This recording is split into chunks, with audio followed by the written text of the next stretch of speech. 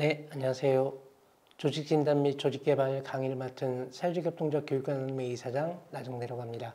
반갑습니다. 네, 오늘 강의는 제목이 좀 거창해서 들으시기 좀 불편하신 분들도 있을 것 같아요. 그리고 큰 조직도 아닌데 그러니까 정선에 있는 사회적경제기업들은 아직까지 뭐 이렇게 고용인원이 뭐 20명이라든가 30명씩 넘어가는 큰 조직이 아닌데도 불구하고 왜 조직진단 혹은 조직개발이 필요하냐라고 반문을 하시는 분들도 계실 것 같은데요.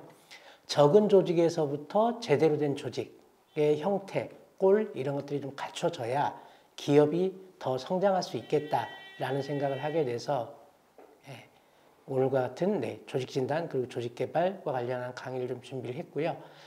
들으시는 게 좀 딱딱할 수 있습니다. 이 조직이라고 하는 것에 대해서 진단하고 개발하는 게 워낙 내용 자체가 좀 딱딱한 부분이 있어서 지겨우실 수 있겠지만 마지막까지 들어보시면 요건 하나 건져갈 수 있겠다라고 하는 것들은 하나쯤 생각해 가실 수 있을 것 같고 그래서 오늘 강의를 시작해 보도록 하겠습니다. 네, 그 바람직한 조직이 뭐냐라고 하는 거에 대해서 최근에 이제 그 기업 환경이 굉장히 많이 변합니다. 물론 정성군의 경우에는 기업 환경이 그렇게 급격하게 변하진 않고 있지만 장기적으로 본다라고 하면 정성군 관내에 있는 사회적경제 기업의 경우에도 기업 환경이 변화한다고 볼 수 있는데요. 그렇게 변화하는 기업 환경에 대해서 그러니까 우리 회사의 문제점이 뭔지 그리고 어느 정도로 문제인 건지 그리고 뭘 바꿔야 되는지 그리고 그 바꿨을 때 어느 정도 효과가 기대되는지 이런 것들에 대한 답을 찾아야 되는데요. 이런 답을 찾는데 굉장히 어려움을 느낀다라고 하는 거고요. 이 문제를 해결하기 위한 방법이 바로 조직진단이라고 할 수 있겠는데요. 이게 이제 그 일반적인 조직진단 방법론에서 가장 많이 쓰는 조직역량진단이라고 하는 표입니다. 맨 왼쪽에 보시면 역량의 명칭이라고 해서 역량 1부터 5까지가 있는데 역량 1이 가장 높은 전략 중요도를 가진 조직 역량이라고 볼 수 있겠고요. 그 다음 칸이 이제 전략적 중요도라고 해서 실제로 우리 조직이 운영되는데 전략적으로 가장 중요한 것들에 대해서 가령 5점이면 가장 중요도가 높은 것, 1점이라고 하면 뭐 운영할 필요는 있지만 그렇게 중요도가 높지 않은 것이라고 할 수 있겠고 세 번째 칸이 이제 성과 수준이라고 할 수 있겠는데요. 성과 수준의 경우에는 5점인 경우에는 다른 경쟁 기업, 경쟁자에 비해서 우리 기업이 우위를 가지고 있다라고 할 수 있는 것들이겠고 1점이라고 하면 경쟁자 대비해서 우리 기업이 하위, 그러니까 경쟁력이 낮다라고 할 수 있겠는데요. 그래서 역량 명칭이 1부터 5까지 중에 1이 중요도가 높은 것들 그리고 전략적 중요도에 있어서 5점이 경쟁력이 높은 그리고 우리가 꼭 갖춰야 될 것이라고 보고 성과 수준에 있어서도 5점이 경쟁자 대비해서 우위에 있다라고 한다고 하면 이걸 전략적 중요도에서 성과 수준을 한번 빼보는 겁니다. 그래서 우리 기업에 대해서 우리 스스로 이제 평가를 해보는 거죠. 그래서 역량 명칭, 전략적 중요도, 성과 수준. 그래서 전략적 중요도에서 성과 수준을 빼고 그 차이를 보면 위에서부터 보시면 뭐 1점, 마이너스 2점, 마이너스 1점, 0점, 3점 뭐 이렇게 나와 있는데요. 가장 이상적인 건 지금 역량 4를 보시면 역량 4의 경우에는 전략적 중요도와 성과 수준이 동일한 그래서 0.1이라고 이렇게 나와 있는데 그러니까 3에서 3을 빼니까 0점이 나오는 거겠죠.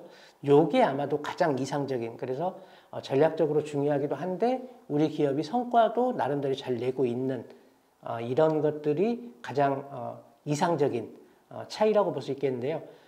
그 밑에 이제 조그만 그림 보시면 이게 중요도하고 전략적 중요도하고 성과 수준이 비례 관계로 이렇게 우상향으로 쭉 나가는 걸 보실 수 있습니다. 이런 관계가 가장 이상적인 그래서 전략적 중요도가 높으면 성과 수준도 높고 전략적 중요도가 좀 낮다라고 하면 성과 수준은 좀 낮아도 되는 이런 게 가장 이상적인 케이스라고 볼 수 있겠습니다. 그 다음에 이제 조직 구조에 대해서 진단을 해보는 건데요. 조직 구조는 전략 적합성, 관리 구조 적합성, 업무 활동 적합성이라고 하는 세 가지 카테고리로 나눌 수 있는데 요거는 지금 당장 정선에 있는 사회적 경제 기업이 이걸 가지고 뭐 굳이 해볼 필요는 없겠다. 왜냐하면 나중에 말씀드리겠지만 우리 기업에게 꼭 필요한 조직 진단 도구 중에 몇 개를 그냥 가져다가 선택적으로 살펴볼 수 있겠고요. 모든 도구를 다 활용할 필요는 없다. 다만 이런 도구들이 있고 향후에 현재는 우리 기업에 그다지 필요성이 없다라고 할 수 있겠지만 향후에 우리 기업의 규모가 커지면 커질수록 이런 것들에 대해서도 한번 진단을 해보시는 게 필요한데 그것이 그것에 대비하기 위한 필요성의 측면에서 이런 항목들이 있다라고 하는 정도만 좀 살펴보고 가도록 하겠습니다. 전략 적합성은 체크포인트가 외부 환경 및 내부 복잡성 대응이 적합한지, 그리고 조직 대응성이 최적화되어 있는지, 그리고 CEO의 의지와 조직의 대응이 적합한지, 이게 이제 전략 적합성의 체크포인트가 되겠고요. 관리 구조의 적합성은 관리자가 충분한 통제 범위를 확보하고 있는지, 그러니까 관리자가 노동자들에 대해서 통제 범위를 확보하고 있는지, 그리고 관리 단계가 낮은 조직 구조를 확보하고 있는지, 그러니까 관리 단계가 너무 길면 길수록 이게 관리가 제대로 안 된다라고 하는 겁니다. 그래서 관리 단계가 낮은 조직 구조를 확보하고 있는지, 그러니까 이상적인 기업들, 미국이나 한국의 대기업도요, 관리 그 단계라고 할 수 있는 게 한 5단계에서 6단계 정도가 가장 적당하다고 합니다. 작은 조직일수록 더 낮아지겠죠. 한 단계나 두 단계 정도로 낮아질 텐데 조직은 작은데 뭐 3단계, 4단계의 관리 구조를 가지고 있다라고 하면 관리 단계를 가지고 있다라고 하면 이건 부적합한 게 될 수 있는 거겠죠. 그리고 효율적인 의사결정 과정이 확보되는가. 그러니까 의사결정에 있어서 CEO뿐만 아니라 일선에서 일하고 있는 노동자들 그리고 이해관계자들까지 포함해서 얼마만큼 효율적인 의사결정 과정을 가지고 있는지에 대한 것들이 관리구조 적합성의 마지막 단계라고 볼 수 있겠고요. 업무활동 적합성의 경우에는 핵심 업무활동에 업무 투입이 집중 배분되어 있는지, 그러니까 우리 기업이 뭔가 물건을 생산해서 판매한다고 하면 생산과 판매라고 하는 두 단계가 핵심 업무 활동일 텐데 이 핵심 업무 활동에 많은 자원들이 인력들이 배분이 되어 있는지를 봐야 된다는 거고, 그리고 업무 활동 가치별로 업무 최적화, 그러니까 쓸데없는 일을 하지 않고 해당하는 업무를 처리하는데 최적화된 업무 활동이 이루어지고 있는지, 그리고 업무 중복은 없는지. 그러니까 A라는 사람이 A-라는 일을 했는데 B라는 사람도 A-라는 일을 똑같이 하고 있다라고 하면 노동력이 이중 투입돼서 그 효율성이 좀 떨어지는 거겠죠. 이런 업무 중복이 없는지에 대해서 살펴보는 게 조직구조 진단이 되겠습니다. 세 번째는 운영 및 인사체계 진단인데요. 제도체계하고 제도 운영이라고 하는 두 가지 카테고리로 나눌 수 있겠고, 세부 카테고리로는 성과지표, 평가방법, 평가자, 평가 프로세스, 결과 활용, 운영 주체라고 할 수 있겠는데요. 가장 중요한 것만 좀 살펴보면 성과지표의 경우에는 어떤 항목들로 성과를 평가하는지, 그리고 몇 개의 지표로 평가하는 것이 적합한지가 성과지표의 가장 중요한 것이 되겠고요. 그리고 평가 프로세스의 경우에는 평가 프로세스를 어떻게 가져갈 건지, 그리고 프로세스 단계별 수행 시기를 어떻게 가져갈 건지에 대해서가 제도체계에서는 가장 중요한 두 가지가 되겠고요. 결과 활용에 있어서는 평가 결과 이것과 HR이라고 해서 이제 휴먼 리소스라고 하는데요. 인력의 그런 자원들, 인적 자원 이 제도와의 연계가 어떻게 되고 있는지에 대해서 살펴보는 게 이제 결과 활용이라고 하는 카테고리인데, 성과 지표, 그리고 평가 프로세스, 그리고 결과 활용 요 세 가지가 운영 및 인사체계 진단에 있어서 가장 중요한 카테고리라고 볼 수 있겠습니다. 그리고 이렇게 세 가지 부문에서 조직의 진단을 했다라고 하면 그 진단된 결과를 가지고 추진 계획, 우리 조직이 향후에 어떻게 더 긍정적으로 변할 수 있을지에 대해서 추진 계획을 수립해야 되는데요. 이 추진 계획의 경우에도 시급성, 그러니까 이 X축 보시면 시급성이 있고 Y축 보시면 효율성이라고 하는 게 있는데, 시급성과 효율성이 모두 다 높은 이런 게 이제 핵심 추진 과제 1번하고 2번이라고 표시되어 있습니다.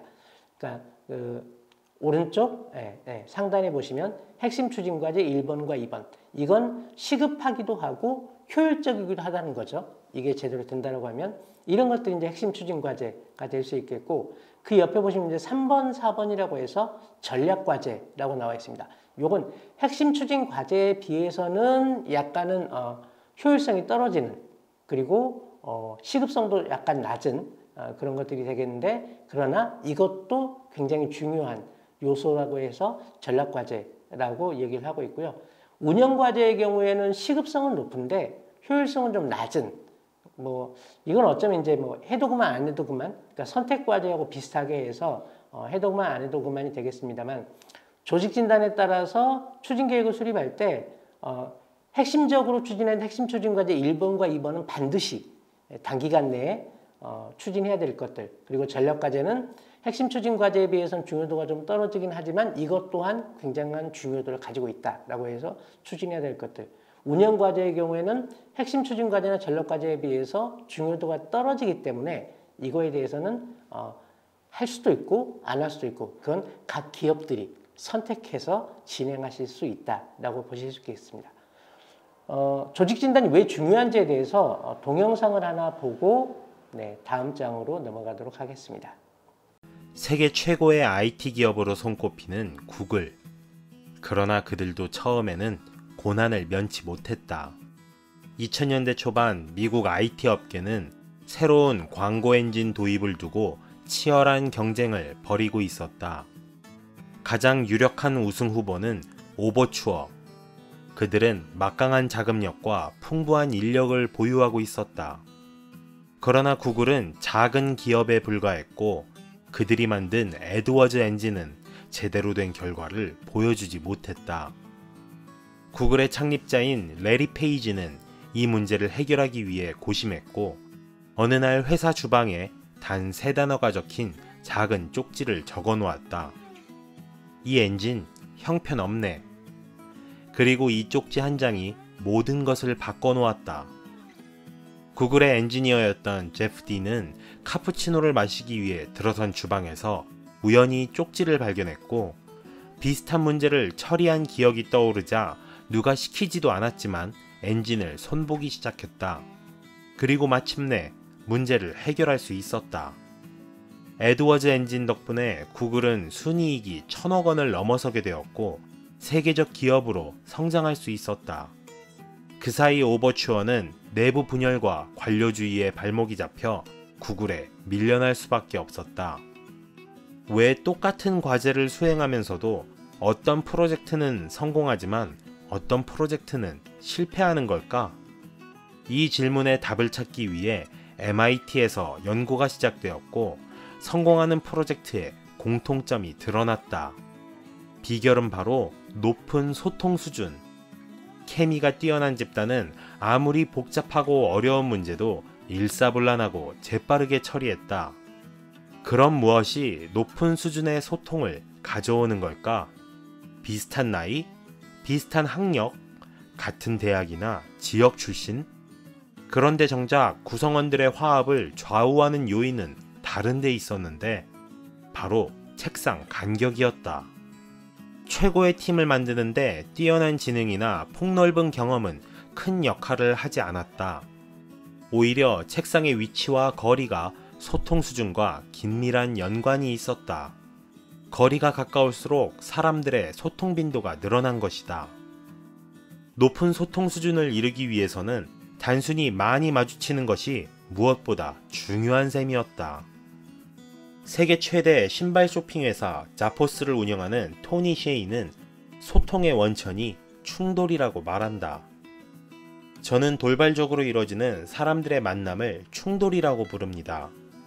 충돌이 모든 조직의 기본이자 화합을 이끌어내는 핵심 요소입니다. 그는 사람들 사이에서 더 많은 충돌을 만들기 위해 사무실 동선을 조절하는 것을 넘어 자포스 본사를 둘러싼 거대한 땅을 매입해 사원들을 위한 도시를 짓고 있다. 저는 온실을 짓고 있습니다. 사람들이 교류하고 화합할 수 있는 공간을 만드는 것이죠. 레리 페이지가 적은 쪽지를 제프 딘이 발견하지 못했다면 구글은 아무도 모르게 사라져버렸을지도 모른다. 그러나 구글의 창립자와 한 엔지니어는 회사의 주방에서 쪽지를 통해 충돌했고 그 결과는 기적 같은 성과로 돌아왔다. 모든 회사가 직원들로 하여금 소속감을 높이고 화합하기를 원하지만 신입 연수 때 일장 연설을 늘어놓는다고 직원들의 소속감이 높아지지는 않는다. 오히려 소속감과 협동심은 사람들이 마주치는 가운데 오고 가는 소소한 친밀감에서 발생한다.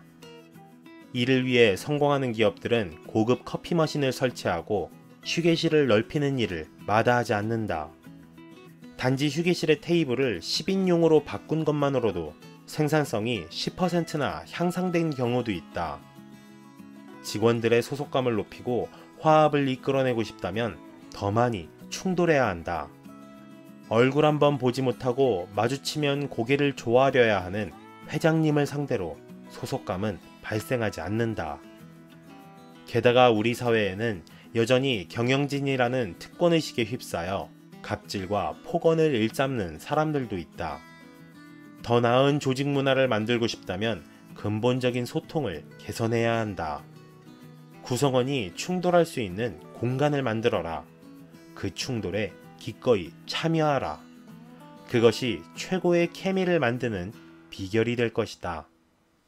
네, 그 좀 전에 동영상에서 충돌이라고 표현을 했었는데요. 충돌이라고 하는 게 이제 뭐 부딪힌다라기보다 우연히 만난다라고 하는 의미라고 말씀을 드렸는데, 규모가 작은 기업이라고 해서 책상의 이 간격을 좁힌다라고 하는 것도 이제 자주 만나야 된다라고 하는 거겠죠. 그러니까 상시적인 소통이 잘 되고 있는 조직이 잘 굴러간다라고 하는 얘기일 수 있을 겁니다. 이건 기업 규모와는 상관이 없습니다.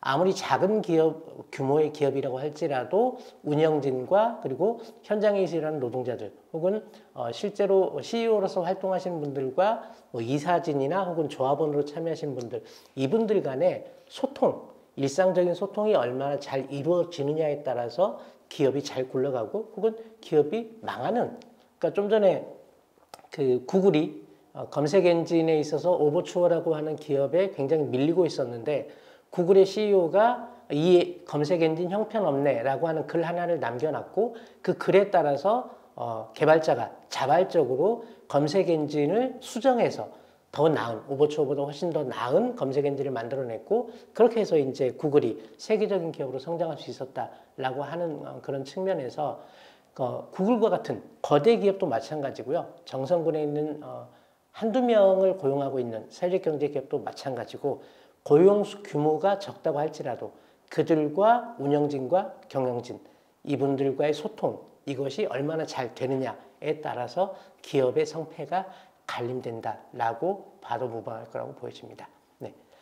여기까지가 이제 일반적인 조직 진단의 툴이었고요. 지금부터 살펴볼 건 사회적 경제 기업에 특화된 조직 진단 혹은 조직 개발 툴에 대해서 살펴보겠습니다. 툴에 대해서 살펴보기 앞서서 사회적 경제 기업의 조직 특성에 대해서 잠깐 말씀을 드리고, 네, 툴에 대해서 말씀 좀 드리도록 하겠습니다. 사회적 경제 기업은 목적 측면에서 뭐 사회적 기업, 사회적 협동조합, 마을 기업 뭐 이런 것들이 있을 텐데요. 이거는 하나의 목적만을 위해서 운영되는 게 아니고 다중 목적 조직이라고 이제 제가 표현을 해봤는데, 이 다중 목적 조직이라고 하는 건 일반적인 기업들은 영리, 수익 이것만 많이 내면 끝나는 거죠. 그게 최대의 목적입니다. 그리고 그 이외의 목적들에 대해서는 별로 고민하지 않습니다. 그런데 사회적 경제 기업은 이윤 혹은 영리 이외에도 다른 목적까지도 좀 포함해서 고민할 필요가 있다라고 하는 거고요. 그런 이유가 왜 그런가, 다중 목적이어야 하는 이유가 뭐냐면 사회적 경제 기업의 경우에는 뭐 정부와 같은 외부 자원 이런 것에 의존하기도 하고, 그리고 정부 같은 것뿐만 아니라 지역사회에서 공급되는 지역사회 재화들 이런 것들에 의해서도 재원이 공급이 되기 때문에 공공이나 혹은 지역사회가 지원하는 재원에 대해서 사회적 경제 기업이 그들의 지원에 대한 일정 정도의 그 돌려줌이라고 할까요? 그러니까 지역사회 공헌 실적이라고 이제 저희가 얘기를 하는데, 그런 것들까지도 포함해야 되기 때문에 단순한 영리, 이윤뿐만 아니라 지역사회에 공헌하는 공헌 실적까지도 고민해야 돼서 다중목적 조직이라고 표현할 수 있겠고요. 일반적인 영리 기업과 사회적 경제 기업은 그런 측면에서 목적 측면에서 좀 차이가 있다라고 하는 거고요. 그리고 사회적 경제 기업에는 이해관계자나 사회자본이 다양하게 참여하고 있습니다. 만약에 그 영리기업처럼 일반 기업 혹은 주주나 투자자 중심으로 자본을 형성하는 것이 아니고 자산이 동결된다 이런 의미로서의 비영리 조직의 자본, 그리고 공공정책을 통해 정립된 기금, 정부지원금, 조합원이나 회원 등의 커뮤니티 기금, 이런 다양한 사회적 목적을 가진 자본에 의해서 설립되기 때문에 이해관계자 그리고 사회자본이 다양하다라고 표현할 수 있겠죠. 따라서 좀 이따 이제 저희가 살펴볼 사회적 경제 기업의 특화된 조직 진단 툴을 보면 이해관계자와 관련된 내용들이 굉장히 많이 나옵니다. 여기서 이해관계자는 뭐 공무원 조직, 그러니까 공공조직이 될 수 있겠죠. 군청이나 시청과 같은 그런 이해관계자도 될 수 있겠고, 지역사회 주민도 될 수 있고, 일반적인 주식회사에서 고려하지 않는 노동자들의 권익에 대해서는 그다지 고려하지 않는데, 사회적 경제 기업에서는 그런 노동자들까지도 이해관계자, 그리고 조합원, 뭐 지역사회 주민 등등의 다양한 이해관계자들의 이해를 어떻게 대변할 것인가에 대해서 많은 고민이 있을 수밖에 없다라고 하는 겁니다. 그리고 사회적 경제 기업의 조직 특성 중에 가장 중요한 것 중에 하나가 사람 중심의 민주적 의사결정 구조, 이걸 택한다라고 하는 건데요. 가장 많이 나타나는 게 이제 협동조합에서 1인 1표라고 할 수 있겠습니다. 세 번째 패러그래프 보시면 마지막에 이해관계자, 그러니까 뭐 참여노동자, 정부당국자, 지역사회 주민, 이런 복합적인 이해관계자의 참여에 의한 민주적 의사결정 구조라고 해서 괄호치고 1인 1표라고 이제 표현을 해놨는데요. 일반적인 주식회사에서는 주권을 많이 가진 사람의 그 주총에서의 결정권이 더 커지겠죠. 가령 뭐 삼성전자에서 주총을 한다라고 하면 삼성전자의 주권을 가장 많이 가진 사람이 아마도 이재용 삼성전자 부회장일 텐데, 물론 이재용 부회장이 가진 지분은 그렇게 많지 않습니다. 그런데 이재용 부회장이 거느리고 있는 계열사, 뭐 삼성생명, 에버랜드 뭐 이런 데에서 이제 삼성전자에 가지고 있는 주권이 많기 때문에 이재용의 주총에서의 의사결정권이 커지는데요. 근데 협동조합에서는 뭐 100만 원을 출자한 사람이든 10,000원을 출자한 사람이든 출자금에 따라서 총회에서 의사결정권에 차별을 두지 않습니다. 100만 원을 출자한 사람도 한 표, 10,000원을 출자한 사람도 한 표라고 하는 게 민주적인 그 지배구조의 가장 큰 표본이 될 수 있겠는데, 이게 사회적 경제 기업 조직의 가장 근본적이고, 그리고 주식회사와 같은 영리기업과 가장 큰 차별점을 가지는 특성이라고 볼 수 있겠습니다. 그리고 사회적 경제 기업은 혼합적 자원 동원을 통해서 지속 가능성을 추구한다라고 말씀을 드렸는데요. 여기서 얘기하는 이 혼합적인 자원 동원이라고 하는 건 시장에서의 상거래 활동, 그러니까 돈을 주고 물건을 사고 파는 이런 상거래 활동에 국한되는 게 아니고, 공공보조금, 이게 이제 주로 이제 공공조직, 뭐 지자체나 중앙정부와 같은 데서 나오는 공공보조금, 그리고 구성원들이 내는 기금, 그리고 기부금. 기부금의 경우에는 그 정선에 있는 사회적 경제 기업에서는 기부금과 같은 그런 별도의 노력들을 별로 해보시지 않았을 가능성이 높은데, 최근에 유행하고 있는 게 이제 그 펀딩이라고 해서 우리 기업이 운영자금을 마련하는데 어려움이 있다라고 하면 우리 기업 외부에 있는 사람들에게 펀딩을 받고요. 그 펀딩 받은 것에 대해서 나중에 기업에서 수익이 나게 되면 그것에 대해서 이렇게 되돌려주는 그런 방식의 기부금 뭐 이런 것들을 많이 모으기도 합니다. 그리고 구성원의 기금이라고 하는 건 뭐 그 협동조합의 경우에는 어쩌면 이게 출자금이라고도 볼 수 있겠고, 근데 최근에 제가 갔던 그 정선에 있는 한 그 협동조합의 경우에는 출자금을 모아서 기업을 운영을 했는데, 그 출자금이 이제 거의 바닥을 드러내서 추가 출자를 해야 될 필요성이 있어서 다시 출자를 하는 그런 경우도 있었는데, 그런 출자금 혹은 추가 출자금의 경우에도 구성원의 기금이라고 볼 수 있겠습니다. 그렇게 기금이나 기부금, 그리고 공공보조금, 이렇게 다양한 혼합적인 자원동원을 통해서 지속 가능성을 추구할 수 있다. 그러니까 이런 측면에서는 사회적 경제 기업이 일반 영리기업, 주식회사 같은 영리기업에 비해서 지속 가능성에 있어서 조금 더 유리한 측면이 있을 수 있겠다라고 하는 장점도 도출된다고 볼 수 있겠습니다. 왜냐하면 일반적인 주식회사의 경우에는 일단 주주들이 출자를 하고 난 다음에 나머지 프리한 자금에 대해서는 뭐 금융회사에서 은행 같은 곳에서 뭐 융자를 받는다거나 대출을 받는다거나 이런 방식밖에 없는데 우리 사회적경제기업의 경우에는 만약에 뭐 예비사회적기업이나 사회적기업으로 인증을 받는다든가 그랬을 경우 고용노동부와 같은 곳에서 나오는 뭐 사업개발비 그리고 인건비 지원 뭐 이런 것들도 있을 수 있겠고 그런 곳에 플러스해서 뭐 기부금 좀 전에 말씀드린 펀딩과 같은 뭐 그런 것들 혹은 구성원들이 내는 별도의 출자금이나 추가 출자 뭐 이런 것들로 재원을 좀 더 융통적으로 쓸 수 있는 가능성이 높기 때문에 주식회사에 비해서 지속 가능성의 측면에서는 조금 더 유리하다 이렇게 얘기할 수도 있겠습니다. 이제부터 이제 그 사회적 경제 기업의 그 조직 진단 툴과 관련해서 좀 살펴볼 건데요. 본격적으로 툴을 살펴보기에 앞서서 몇 가지 개념들에 대해서 좀 짚고 넘어갈 것들이 있어서 그런 개념 그리고 요소에 대해서 한번 살펴보고 그 다음 단계로 넘어가도록 하겠습니다. 사회적 경제 기업의 지속 가능성에 필요한 내부 역량에서 첫 번째는 이제 내부 요인인데요. 그 요인 중에 요인을 좀 세분화하면 사회적 경제 기업과 비즈니스 능력, 조직 문화, 그리고 이해관계자의 참여와 네트워크라고 하는 세부 항목으로 요인을 좀 나눌 수 있겠고요. 그 사회적 경제 기업가의 개념은 뭐냐? 사회적 경제 기업가의 개념은 최고 경영자의 책임성, 그리고 전문성이라고 할 수 있겠는데요. 뭐 책임성이나 전문성은 그 밑에 상세한 설명이 나와 있기 때문에 별도로 따로 설명을 드리진 않겠습니다. 두 번째로 비즈니스 능력인데요. 비즈니스 능력은 경영진이 영업활동과 관련해서 얼마만큼 탁월한 능력을 가지고 있는지 여기는 뭐 기술, 상품 개발, 그리고 판로 개척 뭐 이런 것들이 다 포함되겠죠. 그리고 세 번째가 이제 조직 문화입니다. 조직 문화는 조직의 민주적 운영 그리고 안정성이 얼마만큼 확보되어 있느냐. 아까 말씀드린 것처럼 민주적 의사결정과 관련해서 뭐 이사회의 특성, 구성회의 빈도, 그리고 소통 구조 및 갈등 해결 방법, 그리고 구성원의 화합 정도.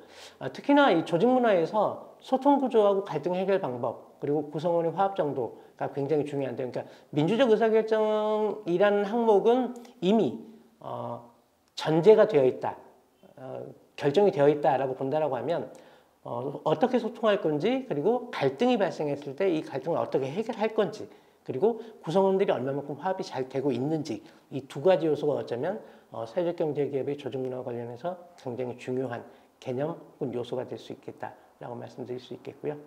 마지막 네 번째가 이해관계자의 참여와 네트워크. 그래서 사회적 사명을 가진 이해관계자가 사회적 경제 기업의 가치 창출에 참여하는 방식, 형태, 정도.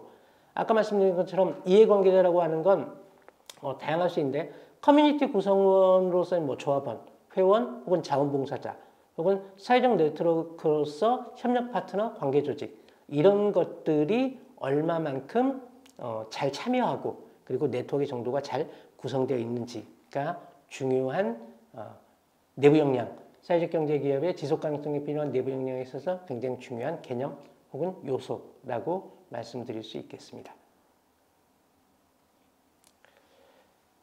조직진단 체계와 관련해서 배점, 부문이 있고요. 그리고 영역, 여기도 이제 배점이 있고 세부 과제가 몇 개 정도 있는지 그리고 측정 척도라고 하는 게 있는데요. 먼저 촉진자 부문이라고 하는 곳이 있고 성과 부문이라고 할 수 있는 곳이 있겠습니다.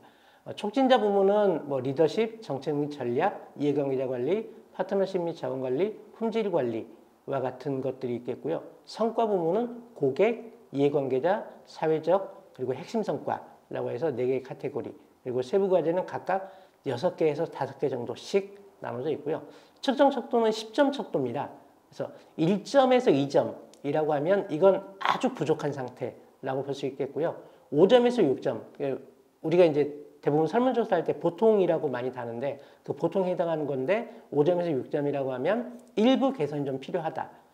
근데 이게 9점이나 10점이라고 하면 다른 사람 혹은 다른 조직에 인정받을 정도로 굉장히 강한 강점을 보유하고 있다라고 할 수 있겠는데요. 이 조직진단 체계에서의 측정 척도 그리고 영역에 대해서는 영역은 제가 구성해 놓은 게 있습니다.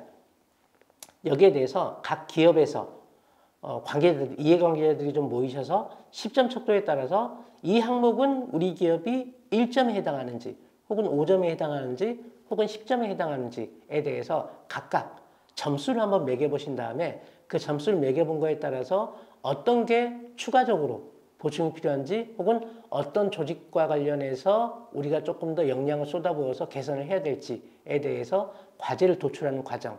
이게 지금 당장은 필요 없으실 수 있겠지만 이걸 좀 장기적으로 고민하신다고 하면 지금부터 필요한 항목, 그러니까 모든 항목에 대해서 할 필요 없다고 이제 좀 전에도 말씀드렸습니다. 그래서 우리 기업에게 꼭 필요한 항목, 가령 리더십과 관련해서는 뭐 우리 기업의 그 리더십을 발휘하고 있는 CEO 혹은 뭐 CFO라고도 요즘 이렇게 다양한 개념들이 발생하고 있는데 그런 리더십이 잘 발휘되고 있다라고 하면 굳이 이거에 대해서 측정할 필요는 없겠죠.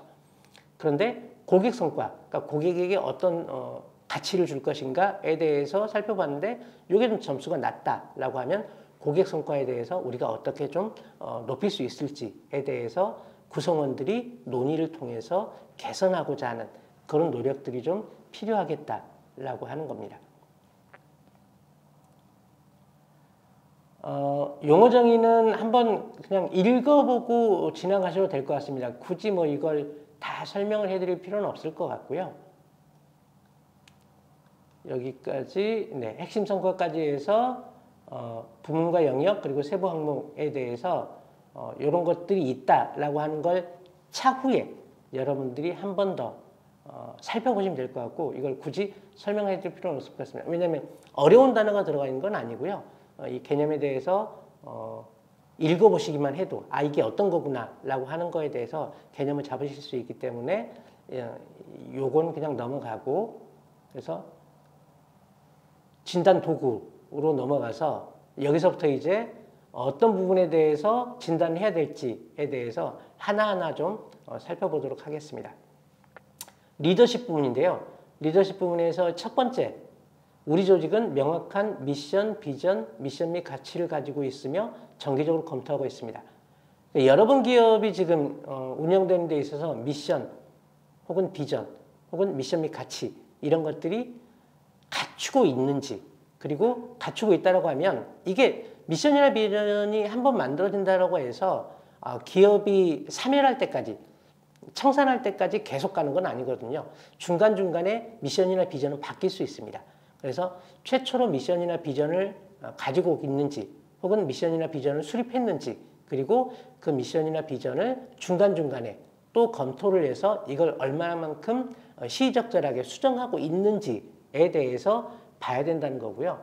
두 번째는 미션 및 비전 달성을 위해서 적절한 조직 체계를 갖추고 관리하고 있는지. 그러니까 미션이나 비전 달성을 하기 위해서 적절한 조직이라고 한다는 건 우리가 달성하고자 하는 미션 혹은 비전이 가령 뭐 고객 중심의 그런 미션이나 비전을 가지고 있는지 혹은 지역사회에서 고객이 아니라 지역사회에 공헌하는 측면에서 우리의 미션이나 비전의 가치를 좀 더 핵심에 두고 있는데 그런 지역사회 공헌과 관련해서 그러면 우리 조직은 어떤 조직 체계를 갖추고 관리하고 있는지 각각에 대해서 좀 다르게 고민할 필요가 있다라고 하는 거고요. 그리고 세 번째는 의사결정 과정의 이해관계자. 아까 이해관계자 말씀드린 것처럼 직원, 그러니까 노동자겠죠. 직원 그리고 이용자라고 하는 사람들은 그러니까 우리 물건이나 서비스를 구매해 주는 사람들 그리고 조합원. 그러니까 이건 협동조합이나 사회적 협동조합의 경우에는 출자한 조합원들 그리고 후원자.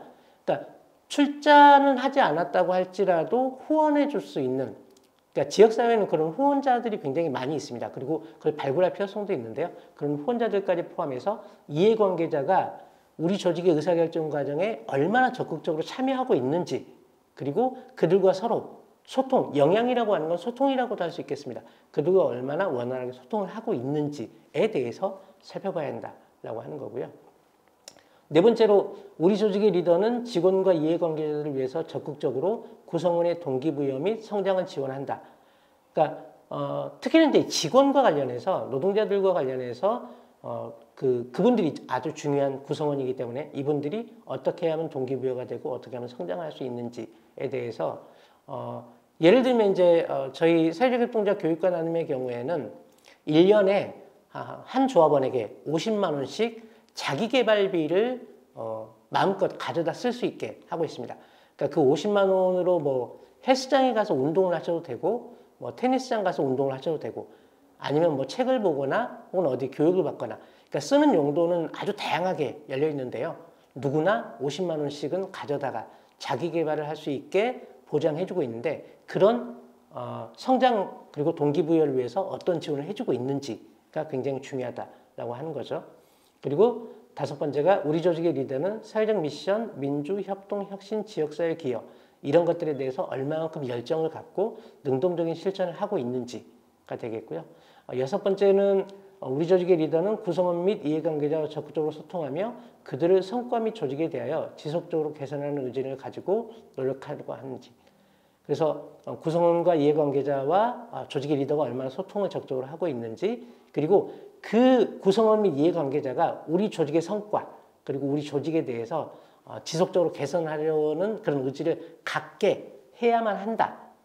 그리고 그렇게 하기 위해서 얼마나 노력하고 있는지를 측정해 볼 필요가 있다라고 하는 겁니다.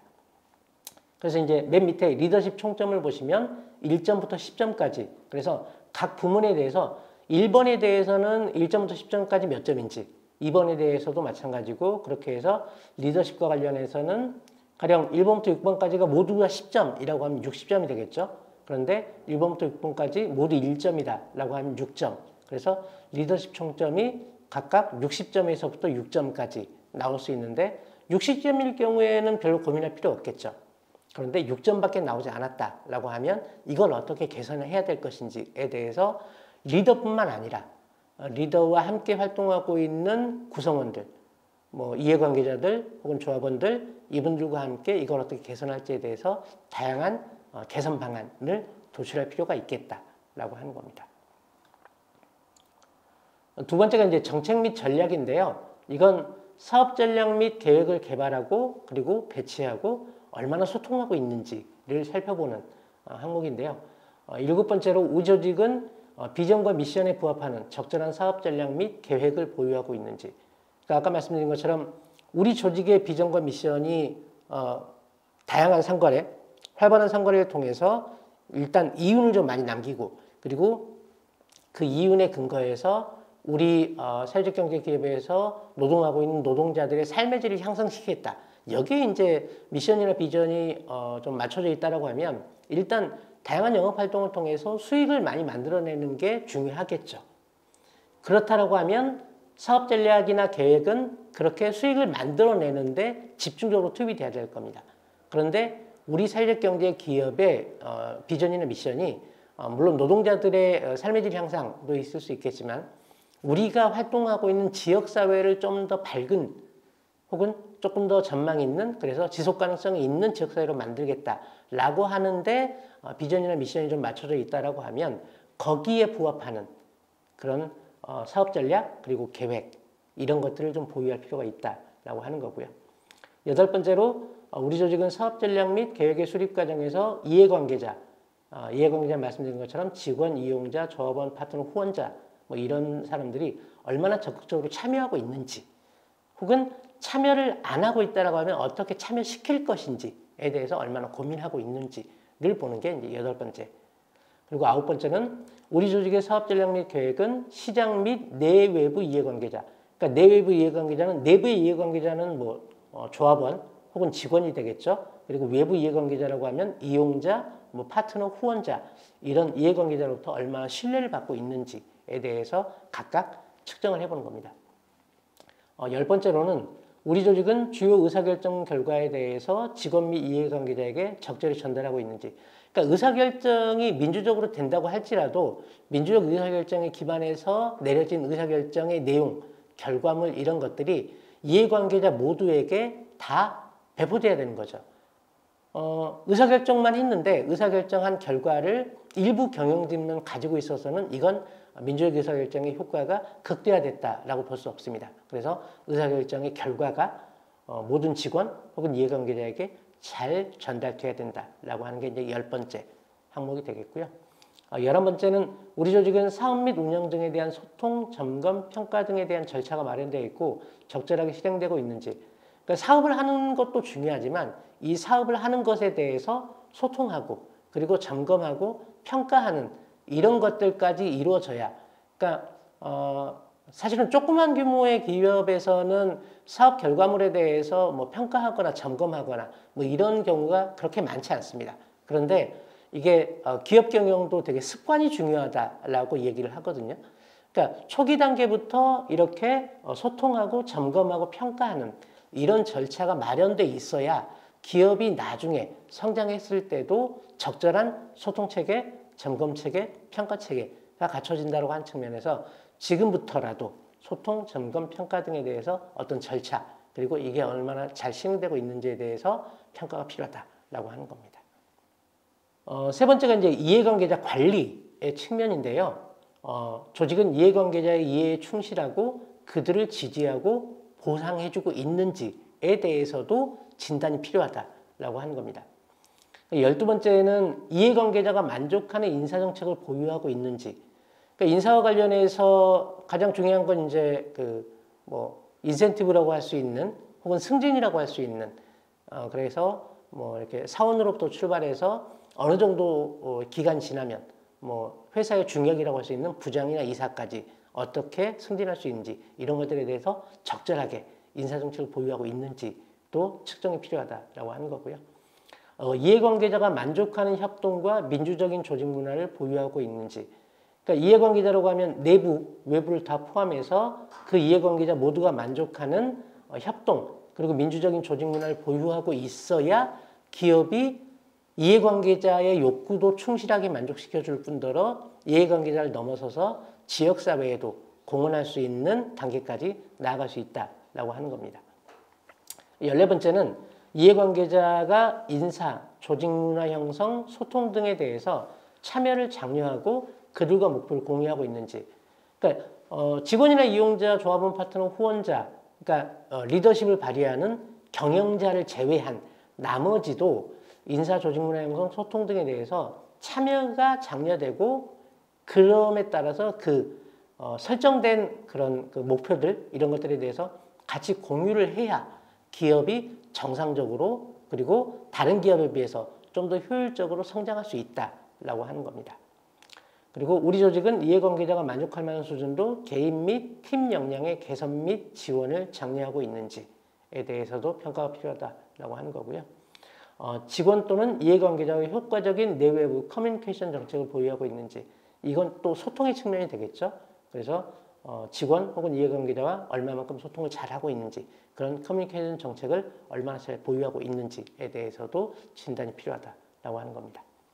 그리고 보상 및 평가에 있어서 공정성, 투명성에 대한 점검 체계를 갖추고 이를 실행하고 있는지. 그러니까 위에서 얘기했던 인사정책과 좀 연관될 수도 있는데요.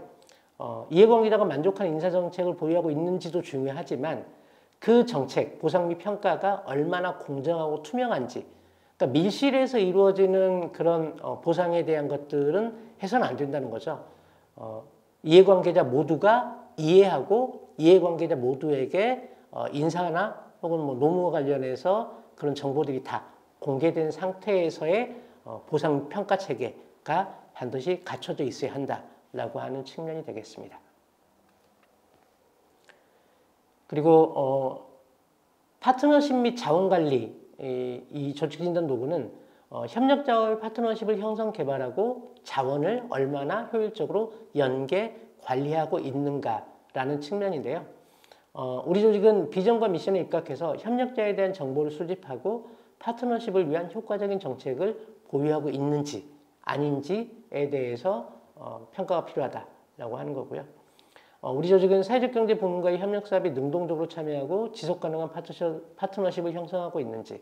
그러니까 요건 우리 지역에 존재하는 다른 사회적 경제 기업, 그러니까 사회적 경제 부문과의 협력 사업이라고 하는 건 다른 사회적 경제 기업과 얼마만큼 협력을 잘 하고 있는지, 그리고 이들과 얼마만큼 지속 가능한 파트너십을 형성하고 있는지에 대해서 꾸준히 진단하고 만약에 이게 좀 부족하다고 하면 좀 더 이것들을 좀 확충하기 위해서 노력을 해야 된다라고 하는 건데요.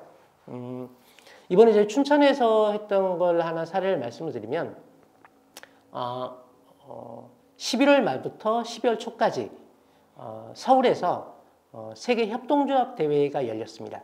협동조합 대회가 열렸는데 춘천에서도 이제 그 대회 중에 일부분을 담당을 했는데요. 뭐였냐면 청년 협동조합 그러니까 세계에서 모인 청년협동조합의 구성원들과 함께 춘천에 있는 뭐 협동조합과 관련된 부문들을 한번 살펴보는 그런 투어 같은 프로그램도 기획을 했는데요. 전체 예산이 한 1,000만 원 정도 소요될 거라고 생각해서 최초에 이제 1,000만 원을 모으기로 했는데 마지막에 모인 거 한 1,300만 원 정도가 모였습니다. 물론 그 1,300만 원에는 뭐 농협중앙회 강원지역본부에서 300만 원 정도를 지원을 해준 게 있었는데 나머지 1,000만 원은 춘천에 있는 사회적 경제 기업들 혹은 개인들, 개인 두 분도 이제 각각 100만 원씩 해서 200만 원씩을 내셨는데 그렇게 해서 사회적 경제에 종사하는 조직과 개인들이 나머지 한 1,000만 원 정도를 각각 이제 부담을 한 거죠. 사실은 한 기업이 규모가 작은 기업이 지역사회에서 뭔가 사회적 경제와 관련해서 행사가 열리는데 100만 원의 그런 후원금을 내는 건 작은 조직 입장에서는 쉽지는 않습니다. 쉽지 않은데 춘천은 어쨌든 사회적 경제 네트워크라고 하는 그런 네트워크 조직이 만들어진 지가 이제 10년이 훨씬 넘었고 그런 전통에 따라서 각 기업들이 소통을 하고 있는 거죠. 그래서 다른 사회적 경제 기업과 협력 사업 혹은 지속 가능한 파트너십과 관련해서 춘천은 어느 정도 좀 갖춰졌다라고 평가할 수 있겠습니다. 그리고 20번째가 건전한 재무 관리를 하고 있고 이에 대해서 파트너십을 위한 효과적인 보고 시스템을 갖추고 실행하고 있는지에 대한 것인데요. 제가 이번에 이제 그 정선군에 있는 사회적 경제 기업을 두 군데를 제가 컨설팅을 하고 있는데 이 재무 관리와 관련해서 아직 체계가 갖추어지지 않았었습니다.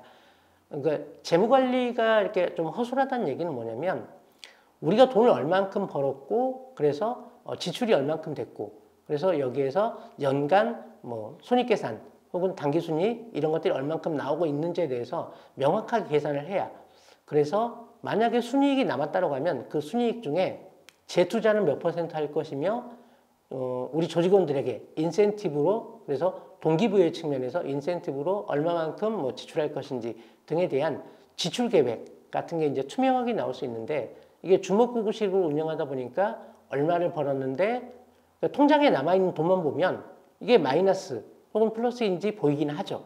그런데 어디서 돈이 새고 있는지에 대해서 정확하게 평가를 해보려면 수입과 지출에 대해서 재무관리를 좀 철저히 해야 되는데 그렇지 못하다.